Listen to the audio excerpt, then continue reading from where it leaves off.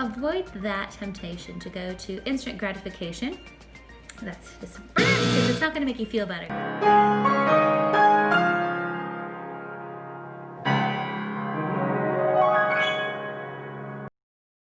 Hey everybody, Miss Chelsea here. Today I'm going to talk to you about what to do when you're at your breaking point. I have 5 tips of things that will hopefully help you get through as they're helping me. So I am at this point right now, and so I thought there's no better time to film this, and I've been working on some things to help me through it, and I'm hoping that they can help you too. So I wanted to film this one when I was kind of in this type of moment. So right now it's kind of a crazy time because of course everything in the world is happening with the pandemic, and we're still figuring out the safety measures and everything with our music school being opened. And so there's stress already going on with that. And then we also have our Broadway performance coming up, and we're trying to make the safest possible thing happen as well. And we're hoping that everything doesn't have to shut down based upon all the vacations and all the traveling that's happening right now because it's during the summer.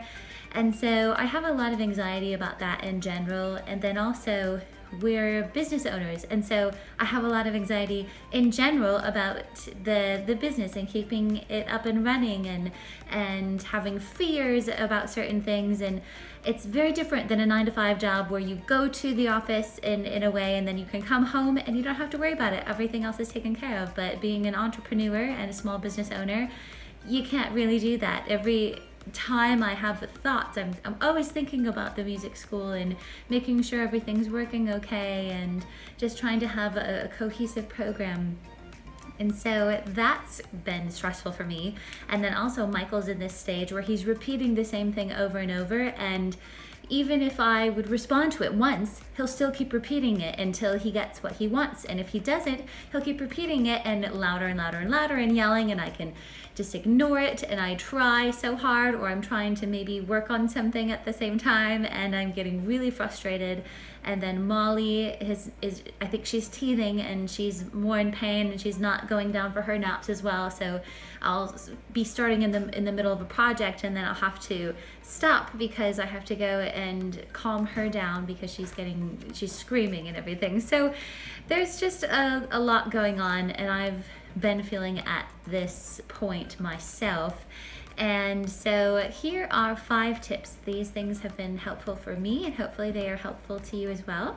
Number 1, avoid instant gratification. One of the first things that I want to do when I get really stressed is something instant, like eat something sweet. You binge eating or stress eating, all that kind of thing. And it's really hard because we have this overwhelming sense of emotion, and sometimes we don't want to feel it, and then we go to other forms, and some people it could be alcohol, some people it could be all sorts of other things. And so avoid that temptation to go to instant gratification. That's just because it's not going to make you feel better. Because I think about it, I could go and eat a couple cookies, and then how would I feel? Crappy. I mean, during it you're like, oh yeah, but then after you're like, ugh, I shouldn't have done that, right? So anything that is going to make you feel worse, nip that in the butt. Number 2, remember your priorities. So it's very easy for us to get caught up in everyone else's agendas, because sometimes they're kind of screaming at your face, especially being a small business owner. So many people are happy, but then you get that one email where someone's complaining about something, and that's the only thing that you can think about, and it really is stressful for you. And you might experience this online too, where you have a video and then a bunch of people are liking it, and then you have one person that says some kind of rude or nasty comment, and that's all that you can think about. It's one of those types of things. And so, but remembering your priorities, for me, I think, okay, what's the most important thing to me is my family.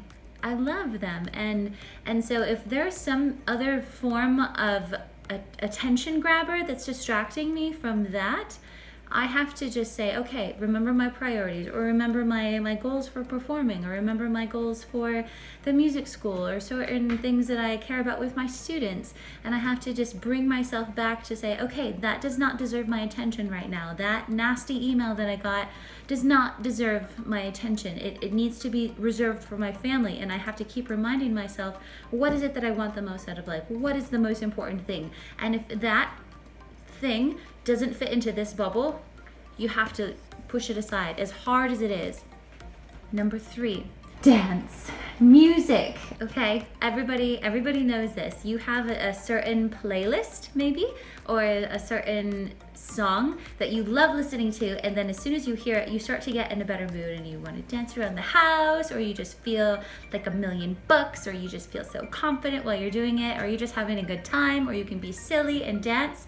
So my suggestion is to make a playlist where you have these pieces of music and then you play it, and music can affect your mood greatly. So as you're hearing these pieces, hopefully your mood will get better. And it sounds so silly, but it's something so simple that we can do. And just before I did this video, actually, I was listening to some pieces of music. I really like 80s music as well. I love to clean the house to 80s music and just kind of dance around as I do it. So that really helped me feel better before I started this video.